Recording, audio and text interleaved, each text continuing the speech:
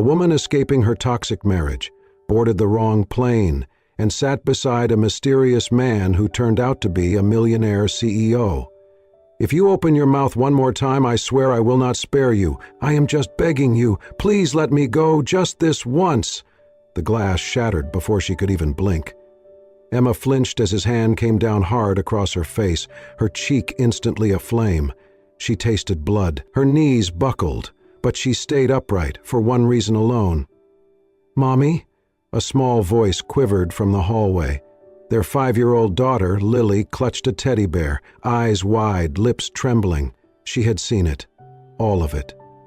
Emma's husband, Michael, turned sharply toward the child, the rage in his eyes cooling into something darker. Contempt. "Go back to bed," he barked. Lily whimpered and disappeared down the hall, sobs barely muffled by her tiny hands. Emma wanted to cry, but her tears had dried long ago. She pressed her palm to her swollen cheek and stared at the man who once swore to protect her. There was nothing left of that promise, only bruises and silence. That night, as the house grew quiet and Michael passed out in his study with a half-empty bottle of bourbon beside him, Emma stood in the bathroom, staring into the mirror. The fluorescent light flickered above her.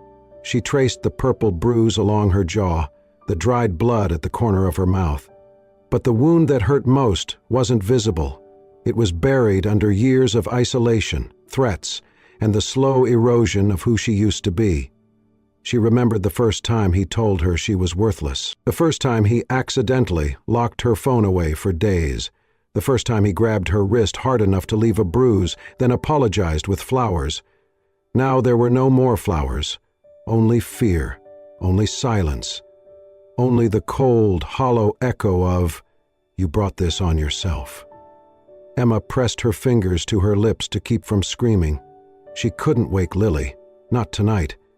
If she didn't leave now, she never would. She moved quietly, her bare feet soft on the hardwood floor. Every creak in the stairs made her heart race. In the bedroom, she stuffed a small duffel bag, just the essentials.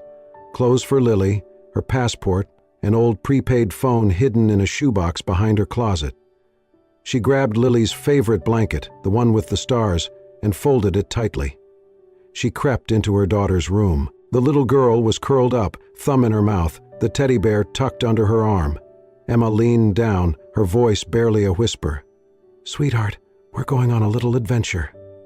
Lily stirred. "Is Daddy coming?" Emma's voice caught. "No, baby, just us." Within minutes, they were outside, the night air biting against their skin. Emma's hands trembled as she buckled Lily into the back seat of her car. She did not let herself look back at the house. She drove through the suburbs without headlights for the first 10 minutes, heart pounding, every pair of headlights behind her sparking panic. Her original plan had been to drive straight to her sister's home in Oregon. But fear clouded her judgment. What if he tracked her phone? What if he guessed where she was going? At a gas station 2 towns over, Emma made a snap decision. She would fly. It was safer, faster, harder to follow.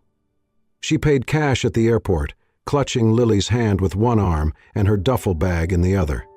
The attendant gave her the only remaining seat on the next flight out. "Gate C-23, the woman said. "Boarding in 20 minutes. Emma didn't ask where the flight was going.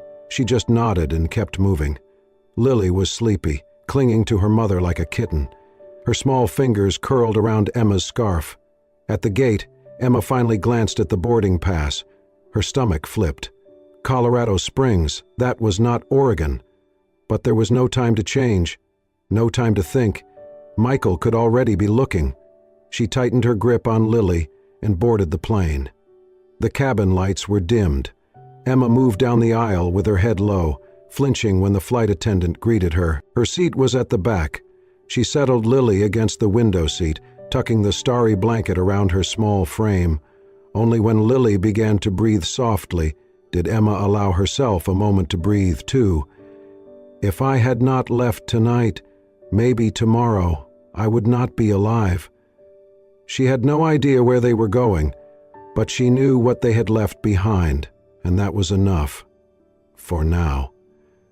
"Excuse me, can I sit here? The plane's full." Emma looked up, startled. The man was tall, maybe in his mid-30s, wearing a plain gray sweater and jeans. His hair was slightly tousled, as if he had run his hands through it too many times. There was a quiet exhaustion in his voice, but not rudeness, just weariness. She shifted slightly. "Of course," she murmured. He offered a tight nod and slid into the seat beside her, adjusting a slim leather carry-on under the seat in front of him. For a few seconds there was only the hum of the plane around them, the shuffle of other passengers finding their seats, and Lily's soft breathing against the window. Emma tugged her scarf higher, pulling it over the bruise on her cheek. The fabric scratched slightly against her skin, but she didn't care. She had become used to hiding. Out of the corner of her eye, she could feel him glance at her, not prying, just aware. She shifted again, trying to turn toward Lily more, shielding her face in the shadows. The plane doors closed with a soft thud. The captain's voice crackled overhead. "Final checks, cabin crew instructions." Emma heard none of it. She gripped the armrest tightly as the plane began to taxi. Her heart beat faster, not from fear of flying, but from the weight of everything she had just done. She was leaving, running, hiding, with her child, with bruises still fresh on her skin and fear still tangled in her breath. The plane lifted off the ground, a gentle shudder coursing through the cabin. Emma looked out the window and blinked, and then the tears came. She didn't mean to cry. She had been strong all night, for Lily, for herself, but the sight of the city lights fading beneath the clouds, the finality of it all, it broke something inside her. She raised her hand quickly to cover her face, but it was too late. The man beside her didn't speak. He didn't turn toward her with awkward sympathy or ask invasive questions. He simply reached into his pocket, pulled out a folded tissue and held it out to her. Emma hesitated, then took it. "Thank you," she whispered. He gave a quiet nod and looked straight ahead. They sat in silence for several minutes. Emma wiped her eyes, embarrassed by her own display. She tried to compose herself, taking long, slow breaths. Lily stirred slightly, then nestled deeper into her blanket, oblivious. The man didn't speak again, but his presence wasn't uncomfortable. It felt grounded, steady, as if he understood the need for quiet. She glanced at him briefly. His eyes were fixed on the tray in front of him, unreadable, but there was a sadness there, something she recognized, not the loud kind, but the quiet, well-worn kind, a sadness that lived in the bones. "You're traveling alone?" she asked, surprising even herself. He turned slightly, his eyes meeting hers. "Yeah." His voice was low, calm. It wasn't cold, it just didn't ask for attention. Emma nodded. "Me too, sort of." He glanced at the child beside her and gave a soft, understanding smile. "She your daughter?" "Yes," she said, a small smile tugging at her lips. "Lily, she's 5. She sleeps like someone who knows she's safe," he said gently. Emma felt her throat tighten again. She looked down, brushing a hand across Lily's forehead. "I hope so." Silence returned, but it was different this time. Not awkward, not heavy. It was the kind of silence shared by people who don't need to fill every space with noise. Emma turned toward the window, letting the engine's low hum lull her mind. Her fingers still clutched the tissue in her lap. The man beside her rested his head back, closing his eyes. Neither of them spoke again for the rest of the first hour. But something had shifted, something small, almost imperceptible.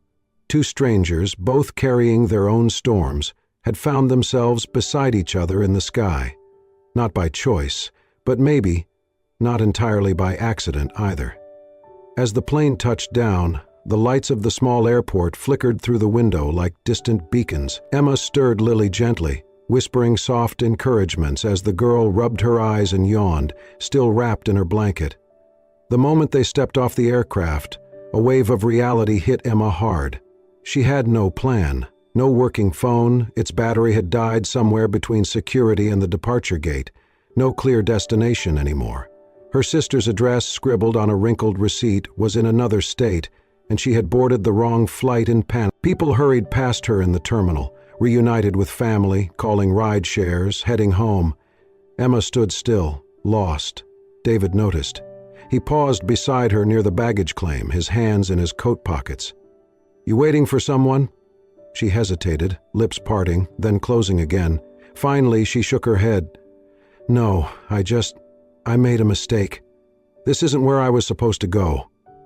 He looked at her, really looked at her, and then, gently, he said, "If you don't have anywhere to go, I know a place." Emma stiffened. I don't know. It's not a city," he added quickly. "Just a farm, about an hour's drive, quiet, secluded, no one knows about it. You and your daughter would be safe there, at least until you figure things out." She looked at him, eyes narrowing. "Why would you offer that to a stranger?" He met her gaze, unflinching. "Because I've been a stranger needing shelter before. Someone helped me. I'm just passing it on." She didn't reply right away, but as Lily clung to her hand, shivering in the cold, Emma weighed her options. A quiet place. Away from people. Away from him. She nodded, slowly. "Okay."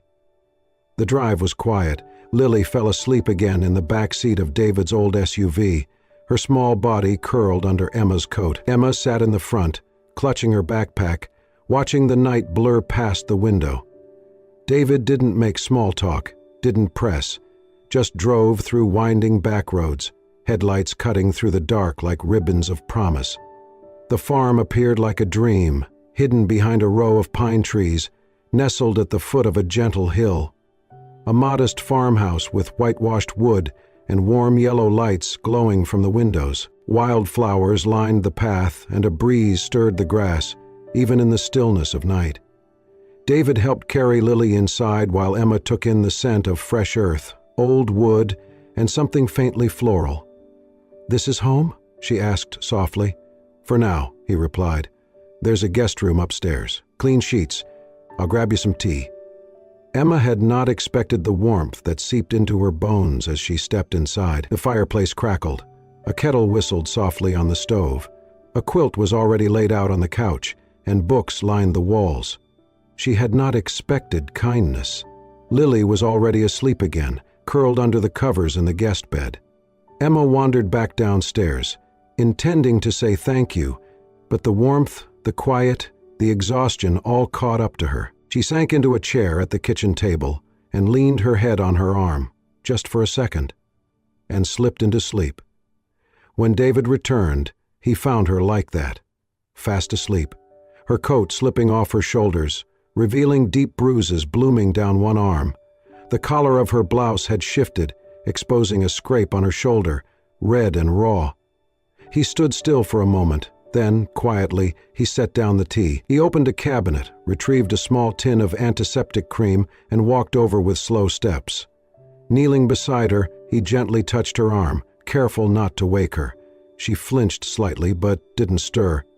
With infinite tenderness, he dabbed the cream onto the open wound, then smoothed a sterile pad over it.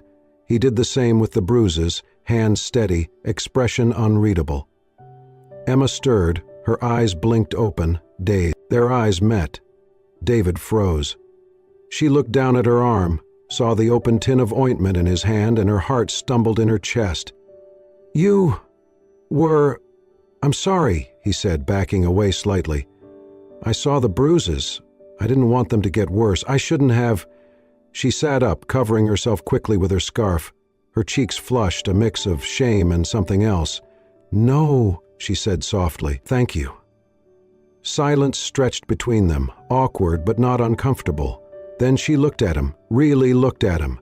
The shadows under his eyes, the way his brow was always slightly furrowed, like someone who carried weight in his chest he never spoke of. "Why are you here?" she asked suddenly. David blinked. "You mean the farm?" She nodded. He hesitated. "It's a long story." Emma gave a tired smile. "We have time." And in that pause, longer than a breath, quieter than a heartbeat, something passed between them. Not quite trust, not yet love, but the first spark of something new.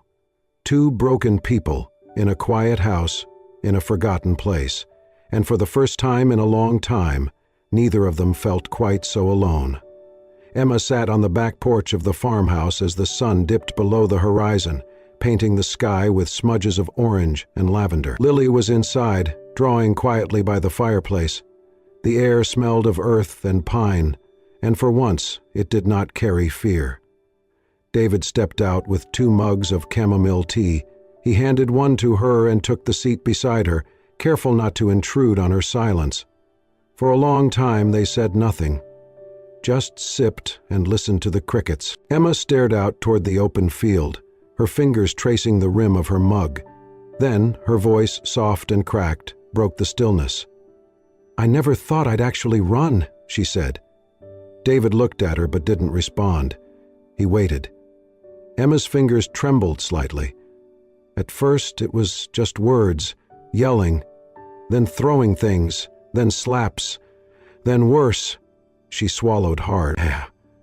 It made sure no one saw the bruises.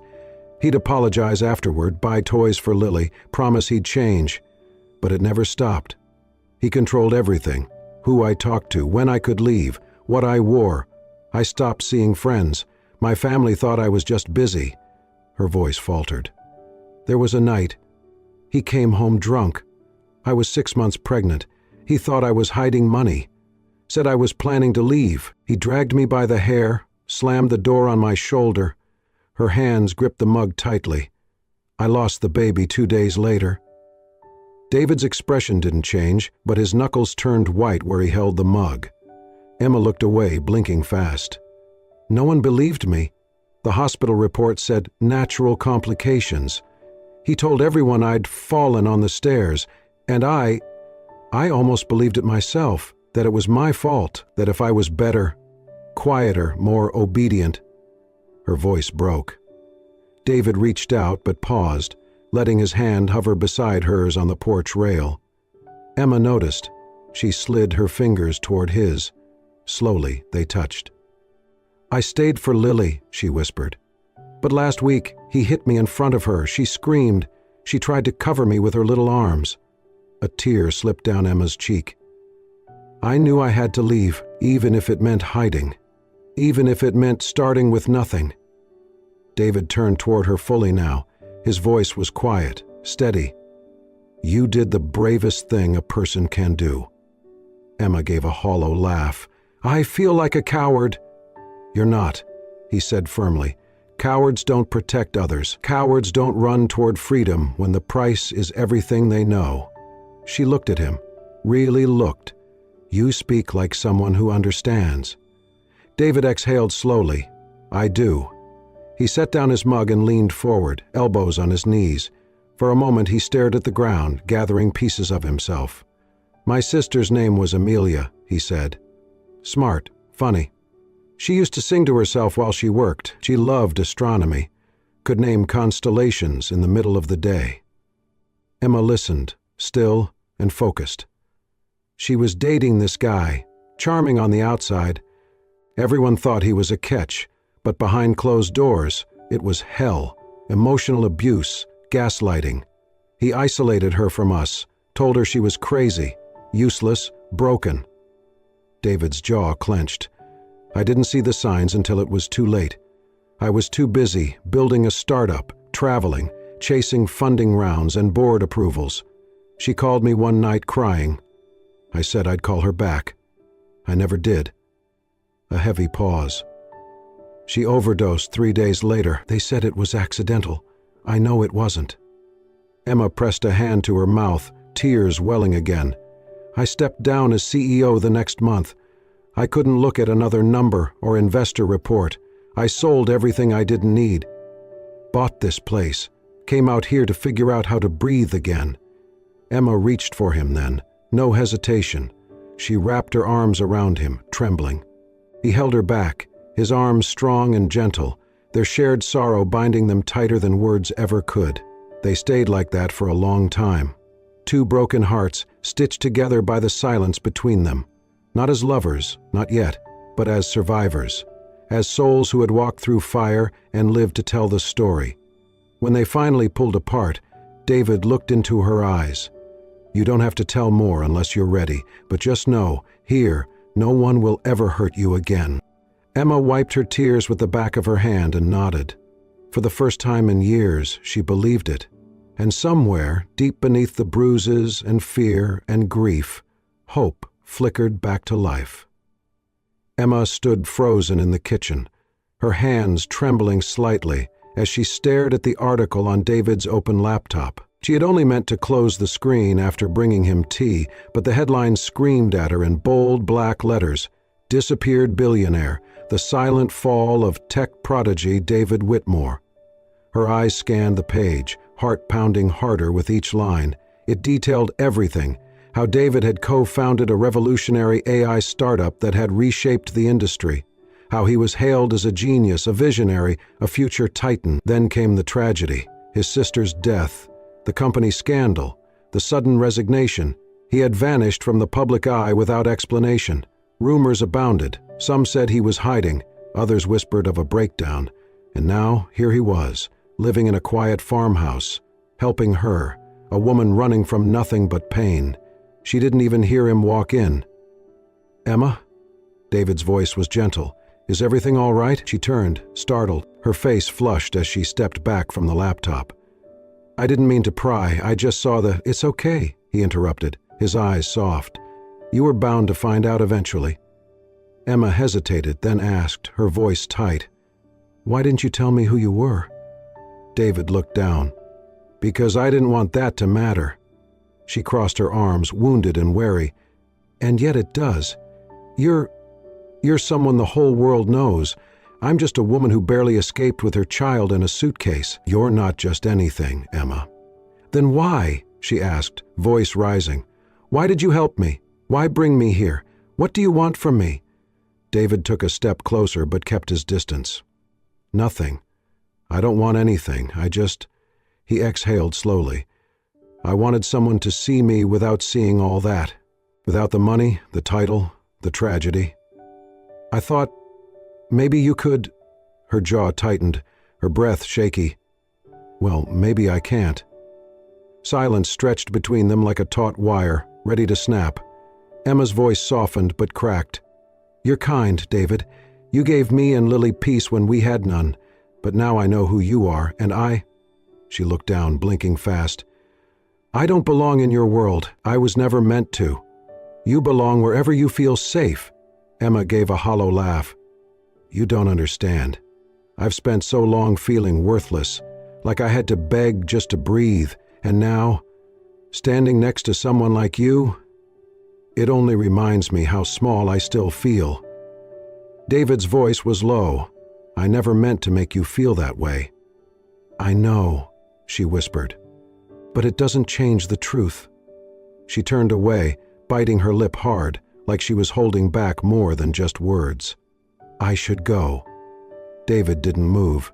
His throat tightened, but he nodded once. "If that's what you need." She expected him to ask her to stay. He didn't. It hurt more than she imagined. The next morning, Emma packed quietly while Lily slept. She left a note on the kitchen table. Just 2 lines. "Thank you for everything. I hope you find peace too." David found it later that day. He sat at the table, her empty teacup still on the counter, her scent lingering in the air. He didn't cry. He just sat still for a long time, eyes locked on the note, fingers brushing the paper as if he could feel her presence through it. He told himself she needed space, that he had no right to hold her here. But as the sun set and the farmhouse echoed with silence, he realized something else. He missed her laugh. He missed Lily's footsteps on the wooden floor. He missed the feeling of not being alone. That night, David walked out onto the porch, staring into the distance where her silhouette had once stood watching the stars, and for the first time since Amelia's death, he whispered into the dark, "I want her back." The next day, he made a few calls and began to search. The shelter smelled faintly of lavender and disinfectant. Emma clutched Lily's small hand as they stepped through the glass doors, both of them wrapped in second-hand coats and a kind of quiet exhaustion that ran deeper than any bruises. "This way, Ms. Turner," the intake coordinator said gently, leading them into a warm, softly lit room. A mural of painted sunflowers covered the far wall, sunlight bursting from behind their petals. For the first time in weeks, Emma let herself exhale. Over the next few days, the center became more than a refuge. It became the first place in years where Emma didn't feel hunted. The staff provided legal support, counseling, even school enrollment for Lily. At night, Emma sat on a cot beside her daughter's bed, listening to her soft breathing, feeling the weight of survival finally start to lift. The divorce hearing came quickly. Emma stood in front of the judge, hands shaking, her voice steady despite it. She had gathered records, photos, even a statement from a former neighbor who had once called the police on her husband. The judge listened. The courtroom was silent as Emma described years of being isolated, demeaned, controlled, and the final blow that forced her to run. Her husband never even showed up. When the ruling came down, full custody awarded to Emma, along with a restraining order, she didn't cry in the courtroom. She waited until she and Lily were outside, sitting on the courthouse steps, sunlight warm on their faces. "Mama, are we really free now?" Lily asked, her voice soft and unsure. Emma wrapped her arms around her daughter and whispered, "Yes, baby, we are." For the first time, it was the truth. Weeks passed. Emma began volunteering at the shelter that had saved them.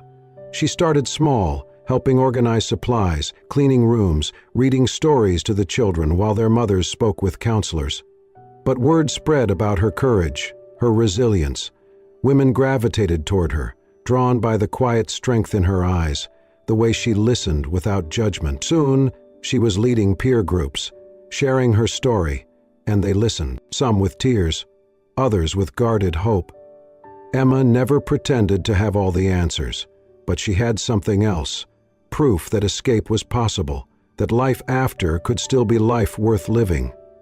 One afternoon, as she was sorting through donated clothes, one of the staff handed her a small envelope. "This came for you," they said. It was handwritten, no return address. Emma opened it slowly, her hands trembling slightly. Inside was a single sheet of lined paper. The words were carefully written, uneven in places, as if the writer had hesitated between each sentence. "Dear Emma, you don't know me, but I know your story. I was in group 2 months ago, sitting in the back. You didn't see me cry, but I did. I never told anyone before about the things my husband did to me. I thought I had to stay. I thought it was too late. But after hearing you speak, I made a plan. I waited until he was at work. I took my son and I left. We're in another shelter now. It's not easy, but we're safe. I wanted you to know that. Thank you for being brave first. Because of you, I believed I could be brave too." Emma read the letter 3 times. Then she sat down on the edge of the storage bench and let the tears come. They were not tears of fear, not of sorrow, but of a joy so deep it ached. Lily found her there minutes later and climbed into her lap. Emma held her daughter close, the letter clutched in one hand, her heart full of something she had never expected to feel again. Purpose. She had once run through the night, unsure if she would survive. Now her voice had helped someone else find the morning. She was no longer just surviving, she was saving. The community center buzzed with soft conversation as people trickled in, taking seats in the modest hall.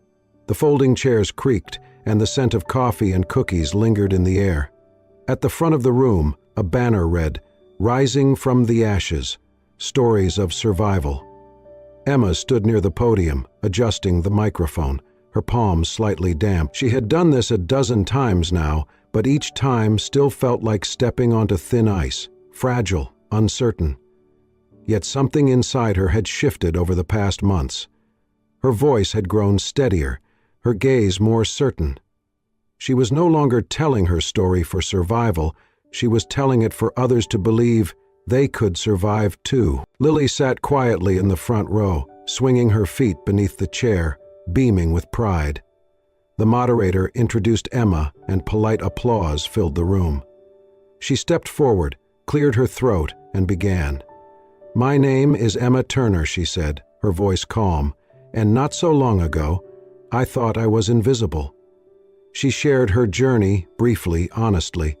The silence, the control, the fear, then the night she chose to run. She did not embellish, did not dramatize. Her words landed like stones in still water, subtle but rippling deep. "I thought I had nothing," she said, her voice softening. "But I had one thing left. I had my daughter, and I had a choice." People listened, some with tears in their eyes, others with quiet nods of recognition. Emma took a breath, ready to close her speech, and then the moderator cleared his throat again. "We have one more guest speaker, someone who asked to share something. A surprise." Emma blinked, confused. That was not part of the plan. Then she saw him. He was walking down the aisle slowly, hands tucked into the pockets of a charcoal coat, the collar turned up slightly against the chill. His hair was a little longer than before, his eyes shadowed with emotion. "David." Emma's heart stopped. He stepped onto the stage and turned to face the crowd, his gaze sweeping once over the audience before resting on her. "My name is David Callahan," he said quietly, "and I used to be the CEO of one of the fastest-growing companies in the country." There was a murmur.